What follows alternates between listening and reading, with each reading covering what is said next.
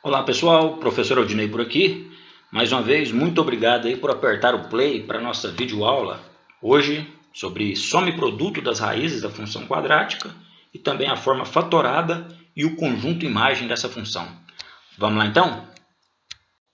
Alunos e alunas, lembrem-se que as raízes da função quadrática elas são dadas por menos b mais raiz de delta sobre 2a e menos b menos raiz de delta sobre 2a. O que a gente está querendo aqui hoje? Somar e multiplicar essas tais raízes.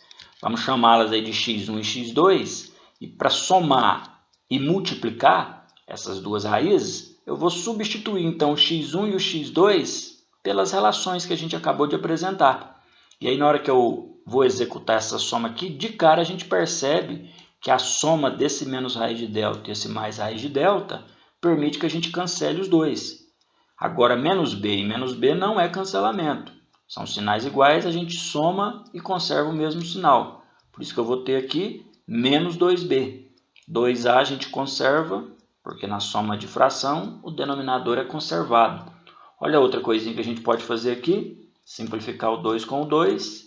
E aí sobra só menos b sobre a. E é isso, galera. A partir de agora, então, a gente sabe que para somar as raízes de uma equação de segundo grau, de uma função quadrática, basta utilizar essa relaçãozinha. Menos o valor de b que aparecer aqui sobre o valor de a que aparecer aqui. Tranquilo? Olha a multiplicação.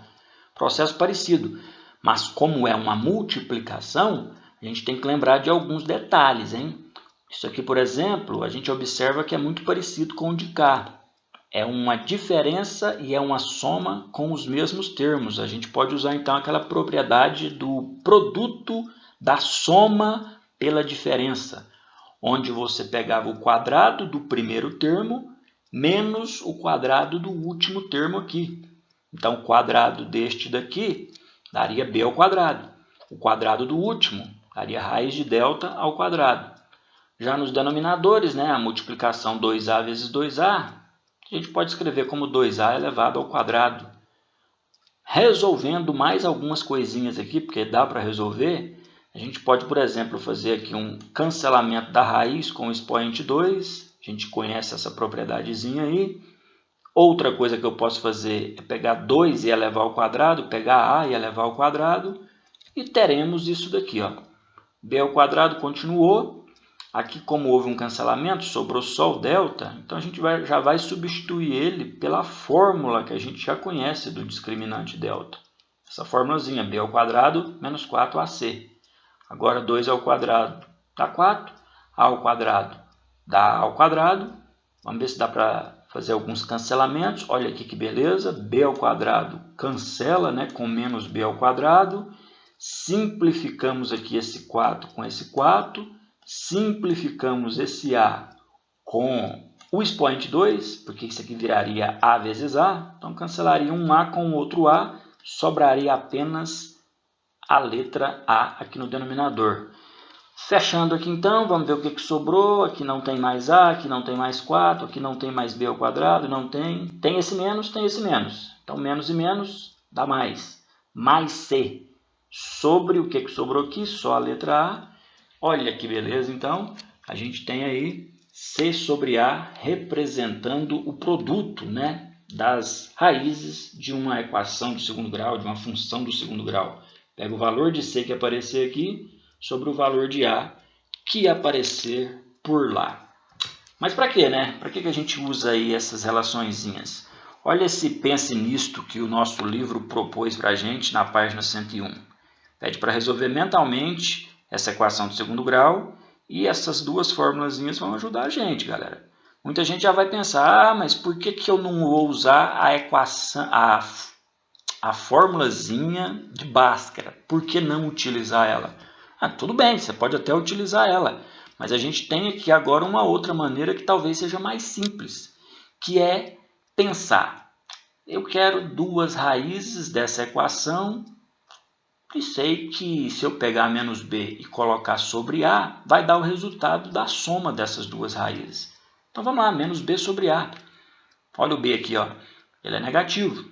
Então menos b seria menos menos 6, que daria mais 6, sobre o a. O A que não está aparecendo a gente sabe que é 1. Então eu teria 6 sobre 1. Menos, com menos daria mais 6. Este A vale 1, então 6 sobre 1. Que dá 6, né?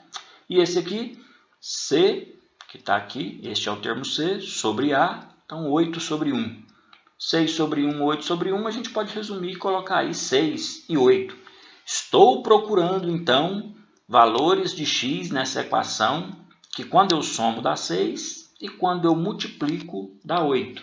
Agora é o cálculo mental mesmo, a gente vai pensar, sei lá, 1 mais 5 dá 6, mas 1 vezes 5 não dá 8. Bom, então 1 e 5 não podem ser resposta dessa equação. Agora, se eu pensar 2 e 4, 2 mais 4 dá 6, 2 vezes 4 dá 8. Opa! Então, acabei de achar aí a solução, o conjunto de solução dessa equação, as raízes dessa equação. A gente vai dizer, então, que x1 vale 2, x2 vale 4, porque eles satisfazem aqui essa relaçãozinha. Beleza?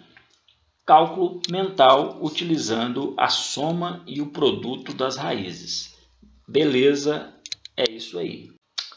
Galera, outro aspecto importante da função quadrática é a forma fatorada dela.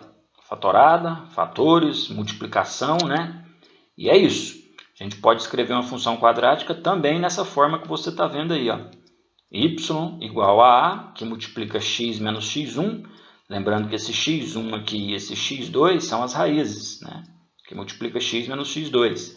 Esse A aqui é o coeficiente A que a gente está acostumado a utilizar aí para ver se a parábola está voltada para cima ou para baixo. Beleza? Essa propriedade, inclusive, está demonstrada lá na página 101 do nosso livro. Confere lá. Mas vamos aqui com um exemplo também lá da página 101 para a gente entender como escrever a forma fatorada de uma função quadrática, quando a gente já sabe as raízes dela.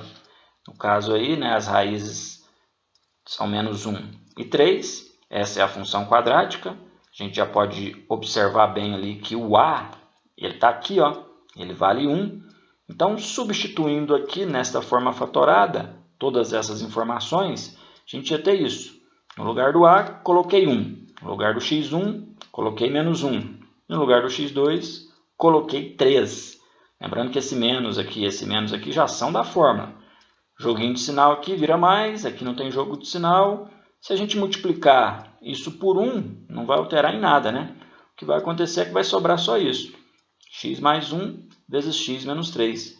Então, você pegou aquela função quadrática escrita na forma ax ao quadrado mais bx mais c e reescreveu ela agora na forma fatorada, que nos ajuda aí, de repente, a identificar mais fácil quais são as raízes, né? Quando ela já vier assim, né? Com o coeficiente a aqui, claro, valendo 1, beleza? Um elemento neutro. Então tá aí, ó, mais um detalhe importante sobre a função quadrática. Bom, e para fechar então aí a nossa videoaula de hoje, a gente vai falar do conjunto imagem, que nada mais é do que o conjunto dos valores que o y pode assumir na nossa função quadrática. Como assim, né? Há duas possibilidades, galera.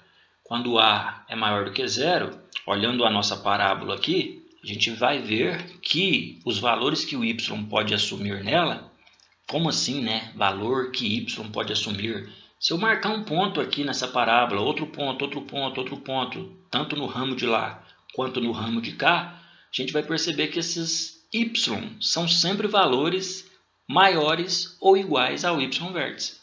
É isso que é o conjunto imagem. Todos os valores de y maiores ou iguais ao y vértice. Se a parábola estiver voltada para baixo, eu vou ter então os valores menores ou iguais ao y vértice. Qualquer ponto que você marca aqui, olha para o y, olha para o y, olha para o y, são menores ou iguais ao y vértice. Lembrando que y vértice, como é que a gente calcula ele? Tem aquela relaçãozinha ali que a gente já apresentou em aula anterior. Como a gente está falando de conjunto, vamos escrever isso na linguagem de conjunto. Olha lá para você ver. Conjunto imagem, IM, é o conjunto dos valores de y pertencente aos reais, tal que este y é maior ou igual ao valor do y vértice, que a gente calcularia aqui usando esta relação. De maneira análoga, a gente tem o conjunto imagem escrito assim quando o A é menor do que 0. Vamos para um exemplo, né? A gente tem aqui o exemplo também do livro de vocês, onde eu quero o conjunto imagem desta função. E aí a gente começa calculando, claro, o nosso y vértice. Usando a relação, a gente chega aqui em 1/12. Olha o valor de A, ele é negativo, ele é menor do que 0. Então essa função ela é uma parábola que admite um ponto máximo, não é isso? Um ponto máximo que é o nosso y vértice. Quais são os valores de y que essa função pode assumir aqui? São valores menores ou iguais ao y vértice, menores ou iguais a 1/12. Olha que fácil. Beleza? Bom, por hoje então, pessoal, a gente para por aqui. Muito obrigado pela atenção e até a próxima.